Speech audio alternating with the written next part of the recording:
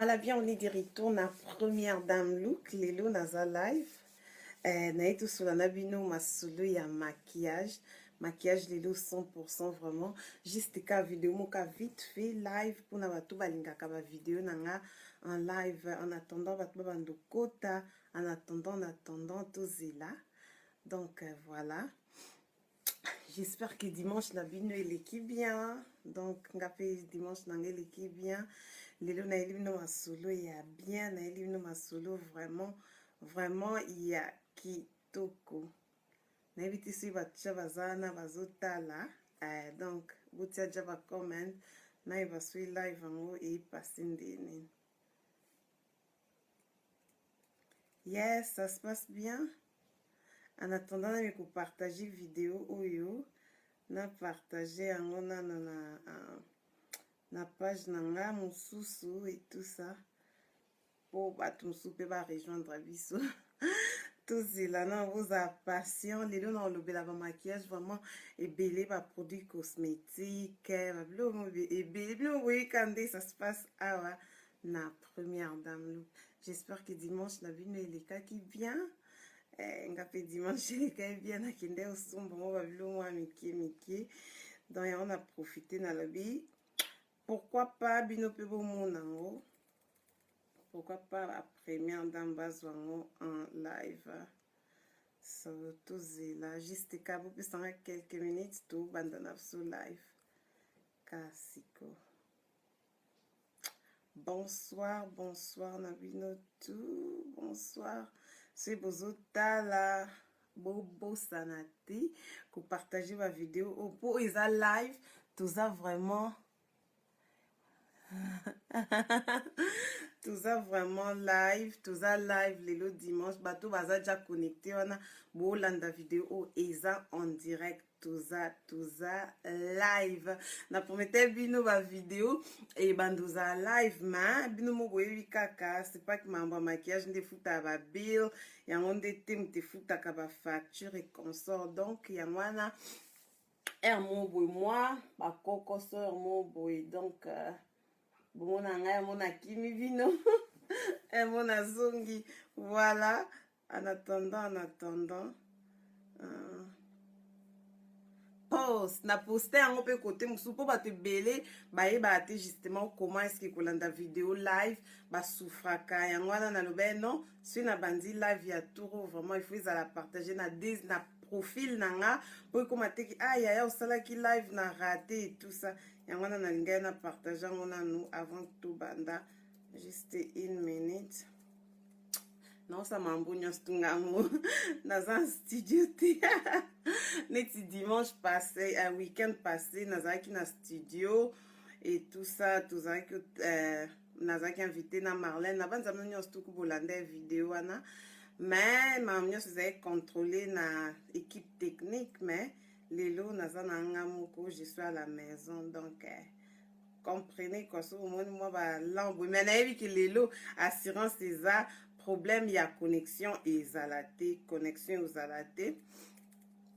parce que tout ça live. Bonjour binonyos tout Ryan Dina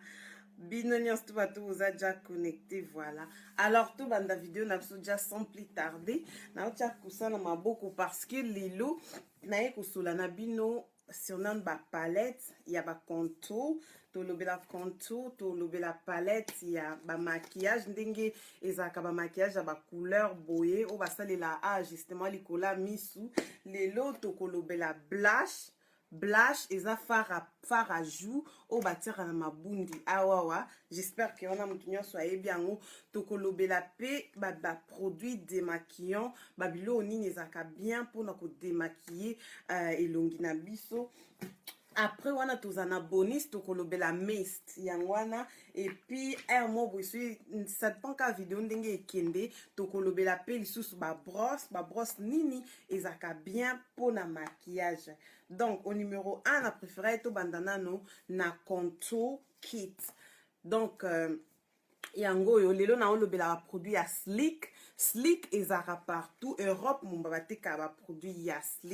slick oyo eza mikolo eza réduction boyebi ke na été babiloko ebele ekitaka so ozolanda biso à partir oza surtout na en Europe oyebi ke na été nde basalasala basolde nde balobaka kaka babuka e baprix mpona biso bato ya mwindu bato banoir peau noire et tout ça en tout cas bandeko so bolanda nga boyede video oyo epanza na mwa tellement ke soki ozotala partager vidéo ko bosante ko emango soko partager quand même bato ebele pe ba obengana bengana po bango pe balanda ya lelo eza court ya lelo eza teka nga na otia na olakisa no pe lelo mutu nyonso to ozala vraiment na opportunité ya otuna question mais to essayer un peu kozala bref et tout ça ko benda vraiment moulayi te. Alors au numéro 1 na laxibino slick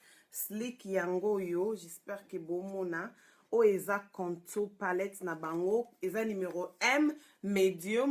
numéro medium o eza M moyen medium eza moyen comprenez ezwaka bato presque ya temps nyonso tu oyo oza noir so oza pembe omoka batene na biso bacongolais même soki oza pembe makasi comme grande sœur na nga ou bien oza na couleur na nga ozalaka na besoin ya medium palette oyo parce que na kati nango eza na bacouleur ya mwa clair oyo boyeboye nasepeli na palette oyo ya slick pourquoi parce que eza 6 na kati na 6 wana bomoni air na trace ya makiki air na yaka osala contour na ngai ya makiki nasalela NW45 ya MAC mais MAC ezalaka mwa cher hein? Mais soki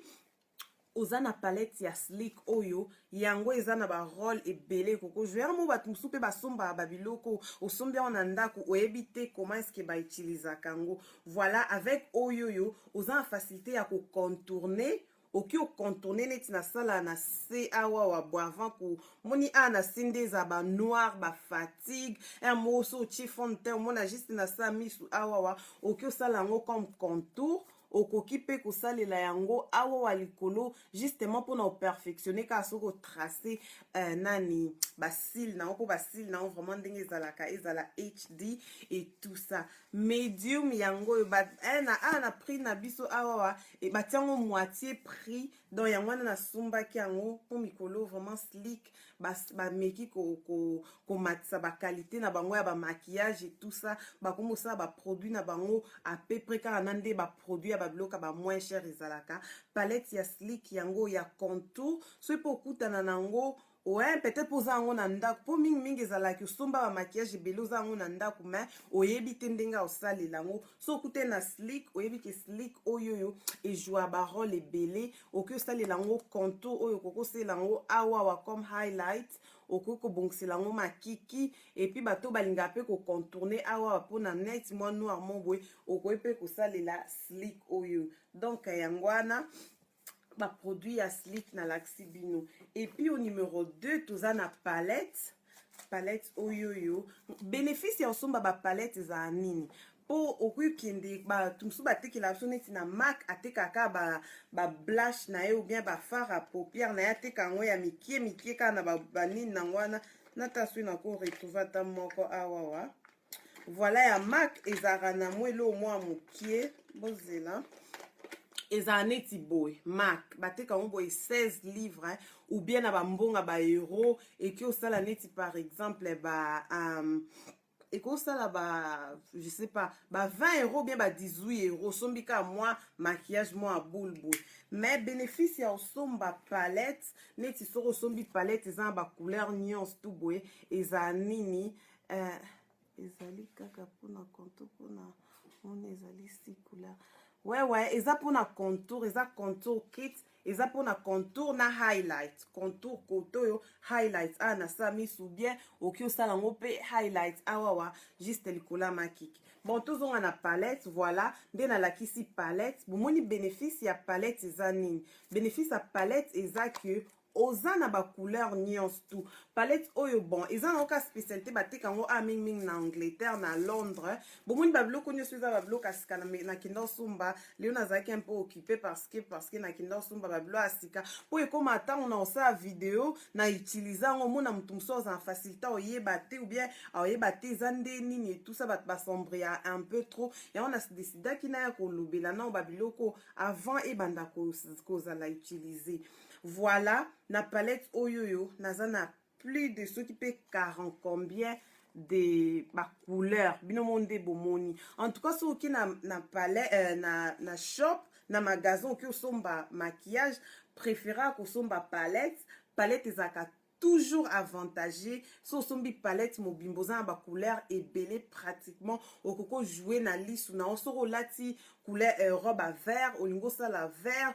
olati robe ya bleu olati robe à rose neti bomo na vraiment ba couleur nyonso tout eza awa peut-être kutu batu mususu okozaka na palette moko olioza na ba palette ebele ba bleu ebele surtout pour na biso batu linga ba voyage moi congé mo boy soza ba bleu ebele mais soko bimika neti na palette moko boy omoni ki avec moko on a ko bimisa ba look ata 50 voilà.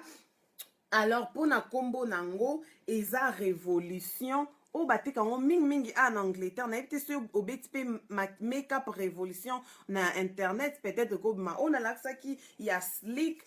nde na moni internationaux à Belgique, Paris, France, boy partout na mona même slick na Kinshasa, ce qui était vraiment étonnant mais oyo peut-être batika ngo online révolution eza palette mo ebimi sika eza ba shade nuance tout eza vraiment na ba couleur nuance tout ba couleur ya bien na sepeli nango parce que eza na ba couleur ya mat eza pe na ba couleur ya glitter ba couleur o ezaka ba ngeli maquillage eza ba maquillage neti ba farage ya paupière boy ezaka vraiment deux sorte à liboso ezala moko mususu o pakola ngo eza kaka mat neti bomona awa zana tala na mekela bino awa bomoni neti oyo eza mat eza ngeli te eza na finition moko boye ya poudre mais misusu ezaka ya ngeli o eza maki otia yango mbama pa ezopesa éclat bomoni neti rose oyo nalakisi oyo rose oyo eza na finition ya mat mais rose oyo mosusu oyo yango vraiment mingi eza na finition nango eza ya ngeli eza na bangeli na kati eza sparkle vraiment palette oyo eza kitoko donc mikole ya na omeka siko ko incorporer na kati ya ba vidéo nde na sala ba vidéo nazo meka pe ko utiliser ngo na olaksa bino comment est-ce que c'est passaka mais en attendant na faire découvrir bino palette oyo muto peut-être aux andeko na abeti tour et tout ça la boy en Angleterre sur réussir à looker ba maquillage révolution na somba kiango na bout j'espère que ozaka sel eloko so za ba côté musoko za na moi kokoso ya trouvango mais na la sikoyo nini démaquillant nde nayebisaki bino démaquillant ya Garnier oh c'est presque partout motu nyonso ayebi Garnier motu tout donc yango oyo eza démaquillant nayebisa bino mpona soin de visage nayebisa bino importance ya soin de visage parce que soki osali ba fond de teint otie ba fond de teint na yo otie ba rouge à lèvres otie ba nini okie feti oye olongoli un maquillage na yo ma il faut koluka kozwa soin po ozwa soin ya poso na yo pourquoi parce que poso na yo ba fond de teint basala yango ezala na ba produit misusu malgré que ezala nango ça va ezala vraiment conseillé te kolala na maquillage mais nga nazala toujours côté que mieux vaut po na yo elongi na yo poso na yo ezala top po na yo ezala propre po na yo o éviter ba bouton donc déjà numéro 1 kolala na maquillage te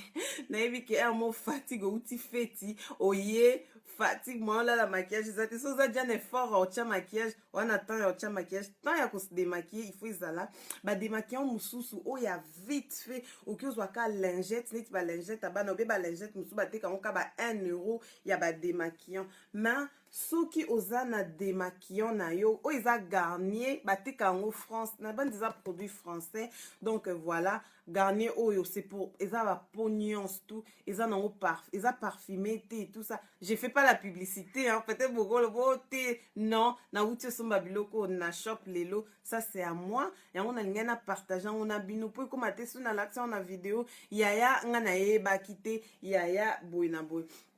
Donc voilà Garnier yango yo nalakisi bino eza démaquillant soki oneti naza boye naza maquille natiaki fond de teint na ngai et tout ça makambo nyonso tout bien soki nalingi nalala nazwa lingette nalongoli maquillage na ngai bien moko mosusu nzambe agarde biso nazwi ntango molakisa bino nde nini ya kolongola maquillage rapidement. Alors soki oza na garnier oyo ozwi yango sikoyo okoki otia yango na lingette olekisi ka eyedaka vraiment fond de teint ekolongwa na elongi na yo très bien. Olala vraiment elongi bien. Donc olali vraiment ezate kolali na ba produit misu na elongi non. Donc voilà na lakisi bino yango eza sous forme ya mai. Donc soki otia yango na lingette après olekisi yango na elongi na yo démaquillant mosusu eza kobimisa ba bouton. Bon, au moins ceux qui ont des démaquillants mosusu ebimisa ba bouton, je sais pas par exemple ekozala eza ya genre à peau nini so oza muta peau ya mafuta soko utiliser démaquillant mosusu ya peau ya bato baza peau mafuta te kosala nini ba retour mais lukosalela oyo eza mpona ba genre ya ba peau nyonso tu neti oyo eza mpona genre ya ba peau nyonso tu bien so oza mutu elongi eza sec ou bien elongi eza mafuta ou bien elongi eza sensitive ou bien elongi eza donc so osaleli oyo eza nango très bien nga nasala yango ebimisa ba bouton te avant na banda bosala ba vidéo o po nanga ezalaka bien te nazali na zemi nazali na ba bouton et tout ça je me disais ah mais depuis na banda osalela nasi nalakisa bino nini ba produit nasalela soin de visage nanga presque chaque jour na banza bato ebele baota vidéo même yo otala so natumi eske déjà na juillet osali soin de visage omona mpe motu mosusu aseki kaka akwandi motu alobi yaya nasala yango te mais otiaka maquillage I'm thinking come on so oza atan otia maquillage tant ya osala soin de visage eza te wana vraiment yo moko kaka. Et puis nalingaki nalobela ba blush et tout ça égalisateur boye na boye ba fard on peut aussi utiliser même les lingettes à démaquillant ça se dérange pas ouais ba lingette pe à démaquillant ça va ma chérie koko utiliser ngo mais problème ezaka ki ozala kaka na produit moko démaquillant ya bien ce qui marché na genre ya peau na yo donc déjà ça va mais so moni ki osorolaka elongi na mai ya pambolali ba produit mosusu ekotikala na elongi no sans le savoir okobimisa yango bien te ça veut dire que chaque jour olalaka na ba fond de teint na elongi olalaka na ba produit na elongi otikaka elongi na yo eleka mopepe te donc yango wana vraiment importance eza makasi ya kodémaquiller importance eza vraiment makasi ya kozala na produit même ba lingette démaquillant. Voilà en plus nalingi nalobela pe palette oyoyo ya ba fard à joues naza nango eza 8 mais fard à joues ekota pe na bengalisateur nayebi ke nga ma naza muta ba fard à joues makasi te parce que nalingaka te genre kende bato eza komona bomino omona ba photo ebima na Facebook chaque jour tanti na nani atie maquillage mabe et puis lisusu azwi fard à joues ya rose atie yango kaka awawa penza eloko wana ezaka absolument mabe na lingango te nga na conseil ya bato soki okotia fard à joues na yo awa kolinga totiaka yango po wana mepesaka neti bamine d'étoile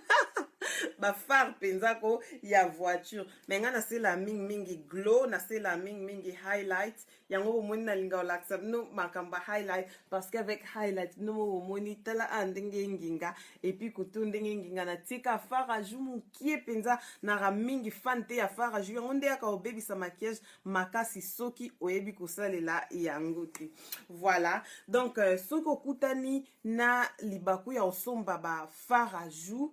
et qu'ils ont na palette somba yango parce qu'ils ont toujours avantagé par rapport que au somba ba fard à joues ya moko ezalaka cher makasi. Alors siko na lingana la tsano ba brosse bato ebele batu nanga pona ba brosse ebele alors ebele lelo na bena sa vidéo n'expliquer bino en fait nga moko nazalaka bato bana on a ma question tous à la juste un peu moi you know tout temporisé. Non, on a 6 parce que les deux ont poussé. Non, c'est ça quand même. Après, je vais vous donner le temps pour la question. Alors, bac, na makamona zolo, brosse, y a roussal et la maquillage. Batumsu batunanga, yanga na zanga, brosse te, yanga na ebite, brosse ni na somba, brosse, ça déjà cher. Ok, na magasin, boy, brosse, ça trop cher, trop cher. Yo, mo, talika, olobi, ah, na bando dépenser, maman, ebele, boy, pour na brosse. À vrai dire, brosse,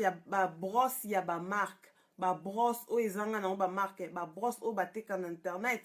Pour nanga opinion humble yanga bamisusu wana tosomba na biso ezaka bakombo yebisa ngoko ke na mac brosse na bango na samno neti brosse mobwe naza nango na ya somba oyo ya mac brosse oyo imaginez-vous brosse oyo ekutanga 20 livres na mbongo ya Angleterre 20 livres sterling na mbongo na biso ya ba euro ou bien ba dollar $25 yebisanga brosse moko na $25 bon na sombi su ba brosse mususu na internet bon nga ma na somba na sa ba shopping nanga ming père mo na internet et tout ça na sombi ba brosse nanga mususu na internet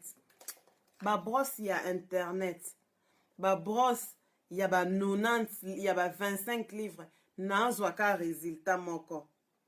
na sombi neti oyo boye brosse oyo eza real technique bao bayebi yango peut-être bo se souvenir bo mona on a ba magasin un peu trop brosse oyo yango moko eza par exemple 18 € bien 20 €, mais ba brosse ya internet tellement mikolo concurrence eza makasi ba brosse ya internet brosse oyo na sombaki on internet brosse ya poudre brosse oyo trop moins cher et ça ngaka ne ba 5 livres mais yango ndi na koma préférant au par rapport à ba brosse mosusu donc ngaso nazaki yo ba brosse eza important parce que sur avant tu as maquillage à bien il faut ça na ba brosse ya bien oza na ba éponge ya bien ba éponge tout ça quand vraiment moins cher ba éponge honnête na laxa bino boy yango ba te quand ba 1 €, 2 € ko so mango vraiment partout mais ba brosse ozata par exemple oza na you know on dit mais la internet au ko pesa ta mwana no ata mutu mo aza vraiment pe doué na mambo internet a sombeli o ba brosse parce que ba brosse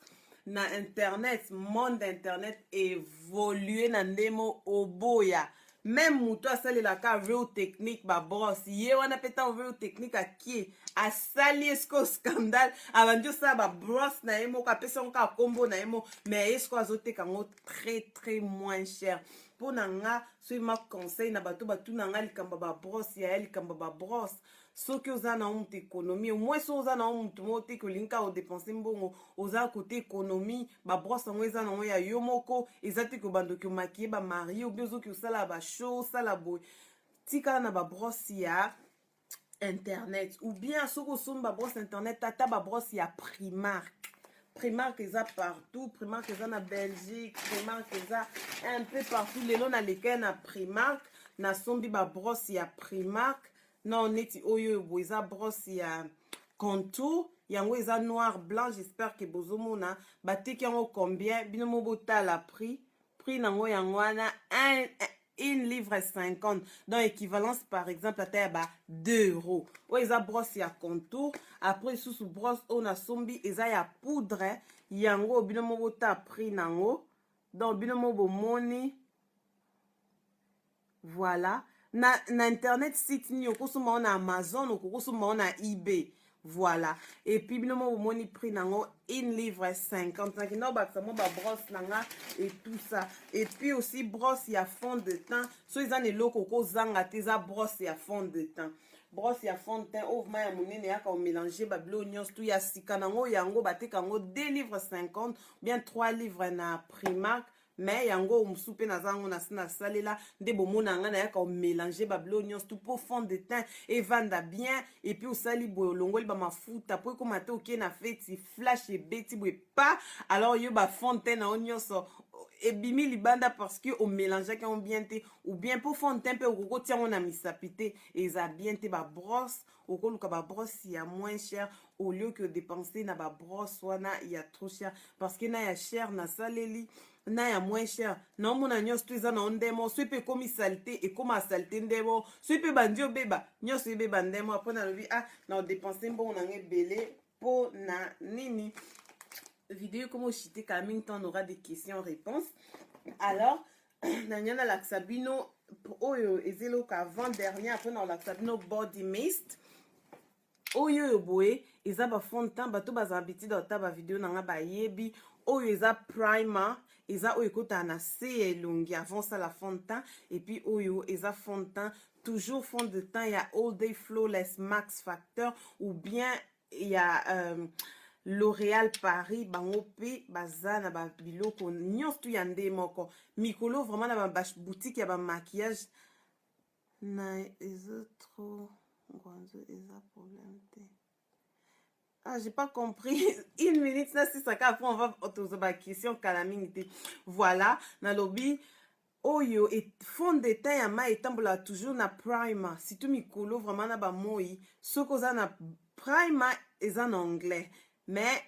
na français base de maquillage. Ande ba mo ba komi yango base de maquillage bien base de fond de teint. Yango yo batika on a L'Oréal est à Paris, na Belgique, na Allemagne, Angleterre, Suisse partout. Donc so sombi yango toujours mi balé au tie fond de teint na yo avant tia fond de teint no mai au tie oyo na se longa produit fond de teint mai au tie après au tie poudre. Ata so lobby ki nga na linga maquillage te po ba te bele ba ya na linga maquillage te bobo na sa nini okoza kaka primer fond de teint mai na fond de teint ya poudre. So tie o eloka liboso tie o ya po tie poudre likolo c'est tout. So po lingo ba sa palette ou bien luki moins rouge à lèvres na yo wana kayo eba mais skozanga nde sko bilo mi balé oyo te. Et puis na numéro Yasuka malheureusement les bonnes choses ne dirent pas.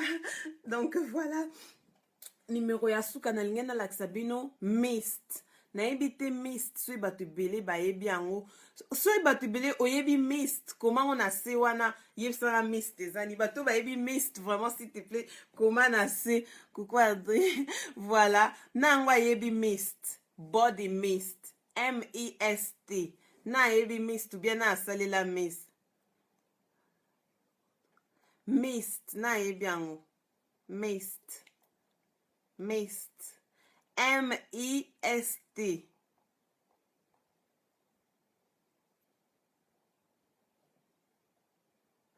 Voilà, j'ai compris que peut-être Internet, moi, slow.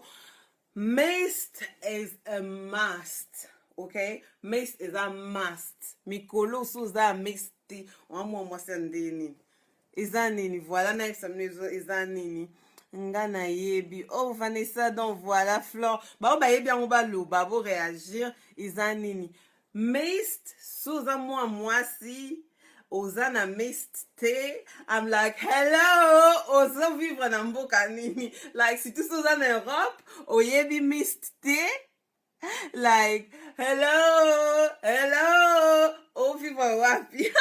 mist izilo mwe dini mikolo kala mingi te mist eza parfum te mais eza parfum ya nzoto nayebi te so eza na sens eza parfum te ke neti boye bazwa parfum aussi sola tolati bien opompe mist eza parfum ya nzoto osokoli opakoli mafuta avant olata bilamba opompe body mist eloko o eza très bien surtout na mpona bana basi pona masolo bana basi tout ça bino boyebi nga linga nango kina ba détail te mais lorsque je dis ça ba mikolo ba comprendre donc mist eza pona nzoto mist c'est très bien ba oteka yango partout na ba aéroport na ba grande surface kaka mist eza que et de on to transpirer et ça là que et puis ça on nzoto na eza solo bien. Bino mo comprendre eza eau de toilette te eau de toilette et comme neti démodé mikolo everyone eza mist Victoria's Secret bato bayebi Victoria's Secret asali body mist et komi na ba shop mikolo ah oh my god vidéo elingi kata vidéo kokata te qu'on va finir bientôt voilà mist yango yo soki oyebi mist te luka oyeba après yo moko oyebisanga soki mist eza nini ifuli fubo Voilà, yango ba pompaka yango boye, o pompa yango na nzoto, bomo ndenge ezobima, eza ya bilamba te, etikala na solo, okosomba yango, osomba yango partout, kote bateka ba parfum, na ba grand espace, na ba grande surface, nyonso totuni bango body mist, ba opesa yango, eza plus que eau de toilette, eza eau de toilette, mais ba memisko eau de toilette na ndenge ya likolo, voilà mist yango wana, soko tia yango boye, solo nango ekanga o neti biso bamama okoko otia yango awa wana se boye otia yango boye puis otia yango donc très bien ozala bien toute la journée fresh ozala vraiment fresh après oyo ozotie parfum na solo eza na addiction nga naza nango na Victoria Secret nasombaki yango wana nakende Paris nasombaki mosusu mpe na ye na mall na biso lelo mpo na me nakende osala bacourse namoni yango mosusu na bi oh mais komi partout boye ezolanda nga na découvraki yango chez justement nga mpe na découvraki yango spake navandeka boye nayebi yango une copine la anglaise ye mpe aza nango presque bato ebele nga mpe depuis na apprendre yango nalobi non bino mpe fo boyeba yango ata so omoni yango nanu te kende kaka na bashop ekomama mest mist yango wana nalingai nayebisa bino atuni nga acombien s'il vous plaît oyo nasombi yango eza 3 livres misusu eza 10 livres bato bayebi Victoria Secret ye nde moto abandaki yango mais asali yango basolo mo boye basolo mo eza raffine neti fleur solo mosusu ya framboise c'est très bien so sombi yango yo mo oya opesanga sango yo mo oya oyebisanga ki moto asala o toilette akosa biso me moto asali mist ayebi eza mate ke makasi ndeni neti parfum eza nango kaka o mais c'est très bien eza ezo refresh ezoko rafraîchir nzoto et tout ça là donc voilà tokomoshite nalinga nasisaka video avec body mist j'espère que boenjoy please bopesa video o thumbs up bopesa ngo ba j'aime et tout ça ntango bopesa ba j'aime eda mpe bato mosusu solo ewumelaka makasi solo ewumelaka très makasi soki oki ata na boot bato baza na boot na Angleterre et tout ça okei eza na shop nini na ba grande surface ntango na ba grande surface Sephora boot na aéroport babisika batekaka ba parfum ebele eza nde wana kote otrouve body mist so ozwi yango esala o très bien na nzoto nanu na ndenge ya kati deja nanu oza très bien voilà j'espère que toconclure video na biso kala mingi te juste le temps kana nazwa baquestion na bino na baréponse ici à Paris ezate oluki ona nte Yolande ndeni ozoloba ezate ezali ngai ya Victoria Secret nasombaki yango na Charles de Gaulle nauti Paris kala mingi te eza na Paris voilà j'espère que bosepeli na vidéo donc moi aussi nga mpe nasepeli je voulais juste na partager na bino biloko ya mike biloko ya sika nasombaki même à la prochaine tosala su bavideo mosusu ya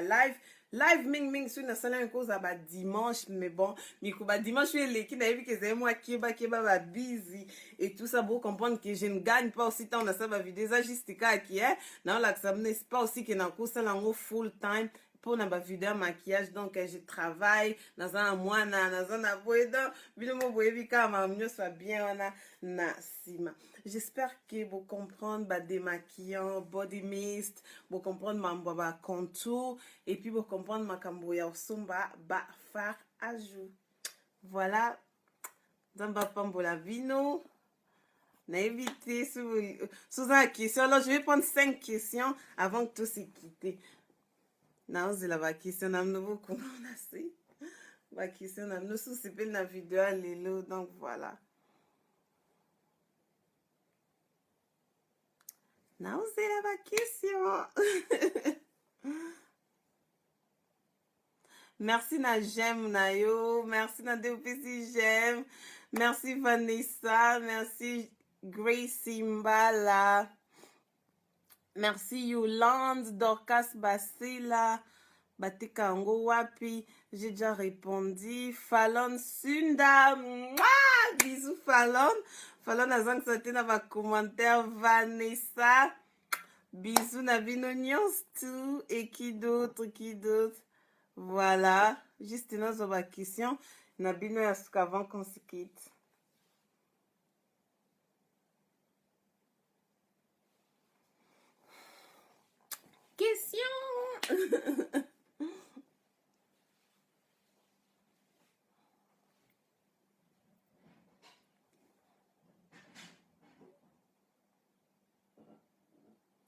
Alors, je crois que ma question est zatée. J'espère que la vidéo est vraiment compréhensible. J'espère que vous tout pour comprendre. Merci d'avoir suivi cette petite vidéo. So, c'est pela nanga ou c'est pela na vidéo nanga. So, moi, na posté loco encouragement. Just a thumb up. Ou puis, j'aime. Et ça, nanga bien mingi. Jusqu'à ce que tu kutana à la prochaine. Alors, première dame look. Maman komi star ya papa nakati ya ndaku. Alors bisous na ba star ya papa nyonso tout et à très bientôt. Mouah.